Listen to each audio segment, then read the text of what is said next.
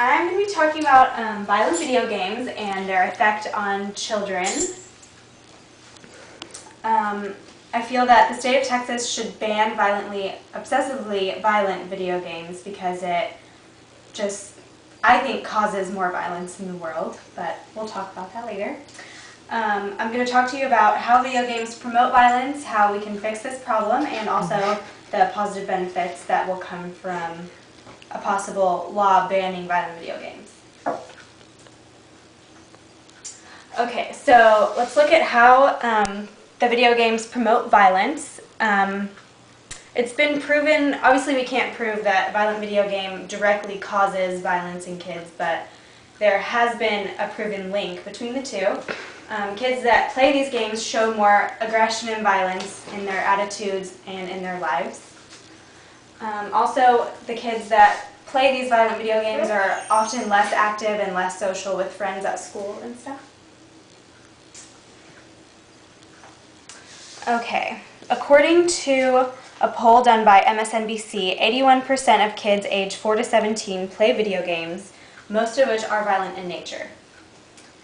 So this just shows you that there is an obvious link between violent video games and the violence that kids are showing. Also, there was a research study done by MSNBC at Indiana University School of Medicine.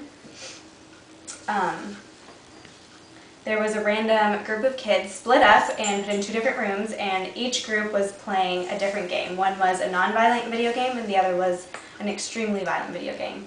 And after only 30 minutes of playing this game, doctors immediately took the kids and did MRI scans on them, and it was amazing what the brain activity differences were in the kids that were playing the non-violent games and the kids that weren't. So a real-life example that's pretty recent is the Virginia Tech shootings that just happened a couple years ago. The shooter was an avid player of a game called Counter-Strike, which is a very violent video game.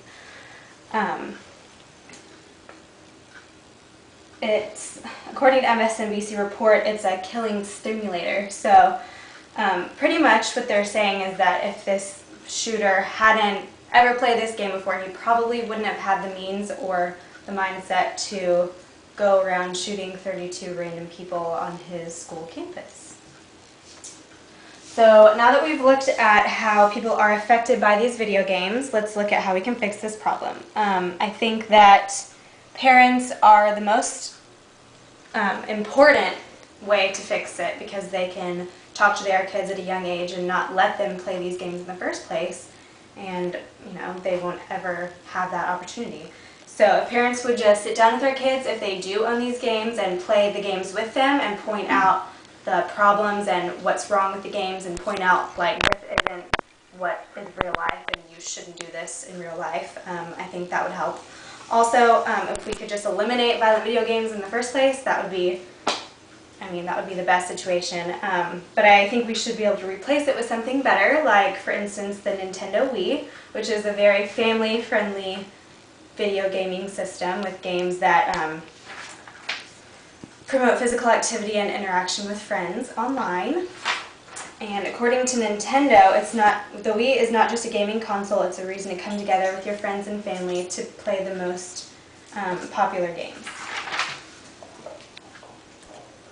So the benefits of this would be kids would be more active and social, and also they would have better relationships with their parents and hopefully eliminating drug abuse and alcohol abuse later in their lives since they would have better relationships with their parents. Also better grades and better social interaction with friends at school.